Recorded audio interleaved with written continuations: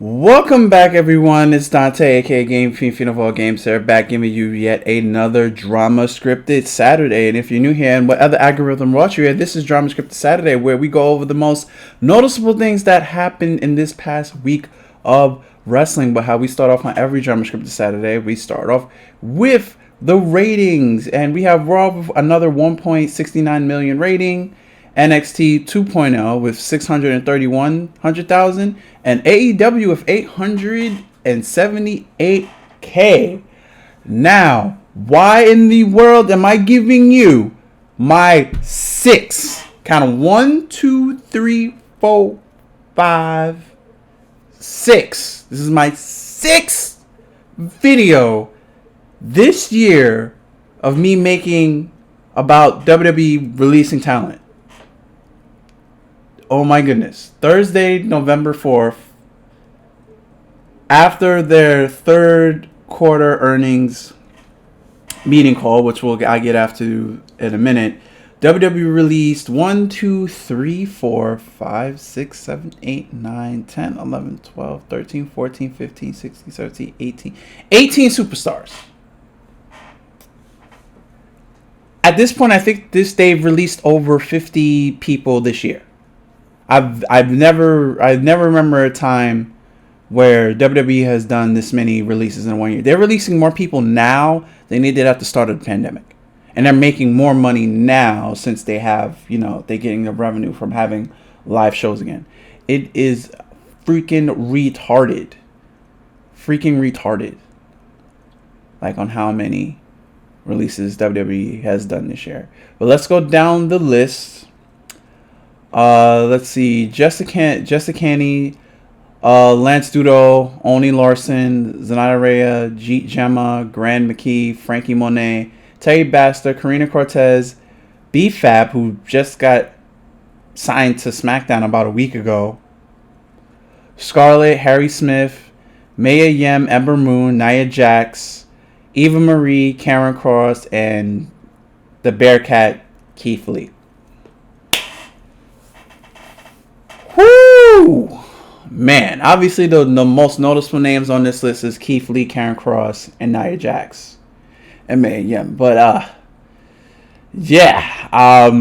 don't know. And then after the third quarter meetings, it was made that WWE made $256 million in quarter three. So just over $250 million WWE made in quarter three. And the main reason that WWE has the nerve to say that why all these releases were made was due to budget cuts, after just making $250 million in 3 months. So I am confused. I don't know. Obviously, that can't be the real reason. That reason is pure BS, because you just made $250,000 and you just released 18 people. Like, I can see if there was a company loss, but there's no company loss here.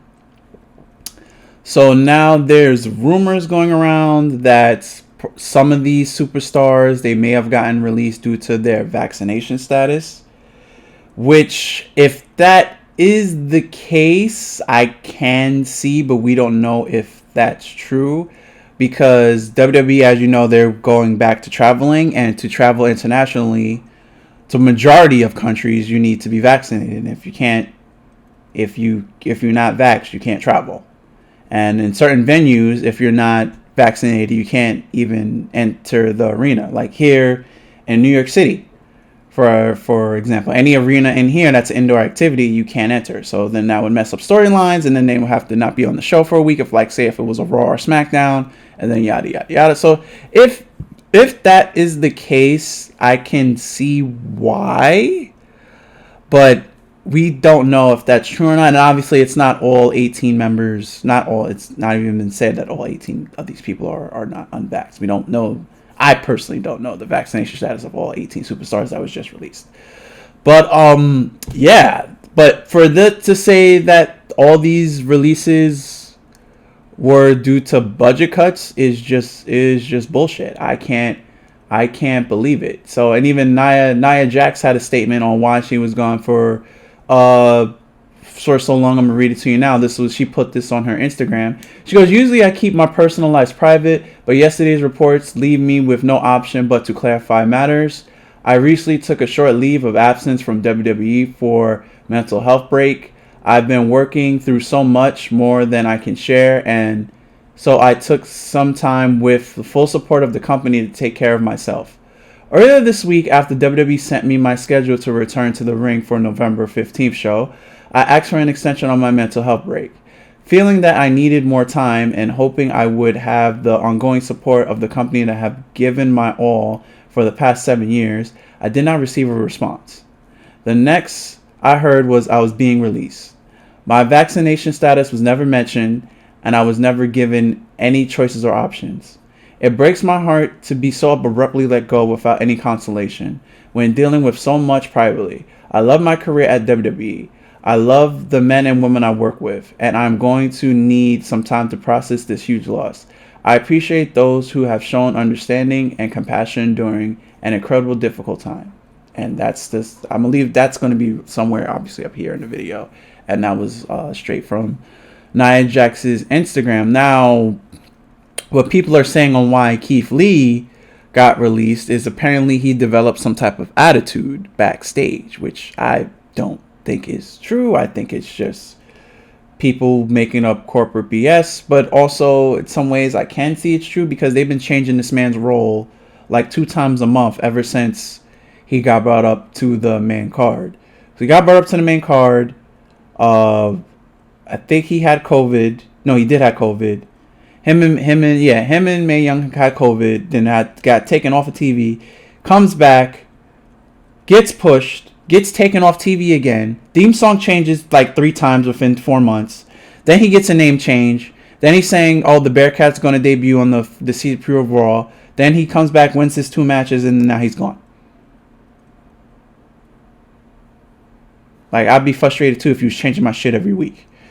So, like, if the attitude thing is true, I can understand it, but I really don't believe, because Keith Lee is loved by everyone. So that really doesn't make sense to me on why that would be the main reason why he is released.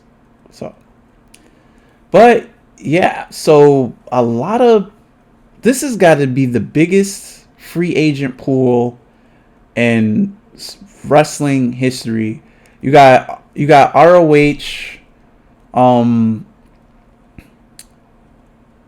ROH is not doing any more contract renewals after Final Battle, so they're rumored to come back. Well, they're not rumored, but they are trying to come back within April.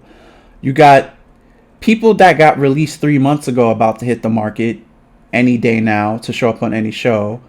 And then you have this list of names. And this is going to be an interesting February, because half of these people, some of these people are good to go in December, and some of these people are good to go in February, because some of them have 90, some of them have 30. But this is really, really, really fucked up. We're literally 2 weeks away from Thanksgiving. So this is like a really, really rough time to get released. This is crazy. Another 18 people in WWE just lost their jobs. For what reasons, we don't know. WWE's just saying budget cuts, which we all know that's bullshit. But, I mean, best of luck to all of those affected by this release. Hopefully you guys could do bigger and better things in other companies. I'm interested to see where Keith Lee is going to go. I'm interested to see where Karen Cross is going to go, or Killer Cross now, since he could go back to using his actual fucking name. Interested to see where BFAB is going to go. This is the thing, because like AEW and Impact, and if they're willing to go to New Japan, can't sign all these people. So I'm very, very interested to see where a lot of this talent goes. Obviously, I'll be keeping up with all this info. Just go to my Twitter or come back here to this channel for another Dramascripted. So yeah, that was a crazy week of release. This is the 6th video. 6th video I've done on WWE releasing talent. But with that said, I'm Dante, Game Fiend of all games. There'll be a Dramascripted Saturday every weekend or every Saturday. And until next Saturday or next weekend, guys, I'm Dante. I'm out of here. Later and peace. Be safe, everyone.